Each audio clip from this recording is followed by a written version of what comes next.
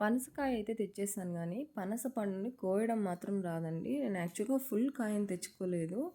అక్కడే షాప్‌లోనే కట్ చేసి, చూసి బాగా స్మెల్ ఉన్నదే కట్ చేపిచ్చి, అందులో కూడా టేస్ట్ చూసి స్వీట్‌గా ఉన్నదే హాఫ్ మాత్రమే తెచ్చుకున్నాను. ఇప్పుడు వీడియోలో కనిపిస్తున్నది నేను తెచ్చిన హాఫ్ కాయలో 1/4 పార్ట్ అండి. మీరు కాస్ట్‌ని గెస్ చేసేయండి చూద్దాం ఎంతుంటుందో. పనసకాయను కోయడం అయితే కష్టమే కానీ మనం బయట కొనాలంటే చిన్న క్వాంటిటీ కూడా పావు కేజీని 80, 100 చెప్తుంటారు. అవి తెచ్చుకున్నా కానీ సాటిస్ఫాక్షన్గా తినలేము. అందుకే ఒక పెద్ద కాయని తెచ్చేసుకుంటే మనం కొద్దిగా కష్టపడినా సరే పనస్తోనలన్నీ ఇలా ఒలుచుకుంటే హ్యాపీగా ఎంజాయ్ చేస్తూ తినేయచ్చు కదా. చూస్తున్నారు కదండి, అసలు కోయడం రాని నేనే ఇంత బాగా కట్ చేసాను. ఎంత ఈజీగా వచ్చేస్తున్నాయో చూస్తున్నారు కదా. ఫస్ట్ మనం పైన వైట్ పార్ట్ని కట్ చేసినట్లయితే ఈజీగా వచ్చేస్తాయండి.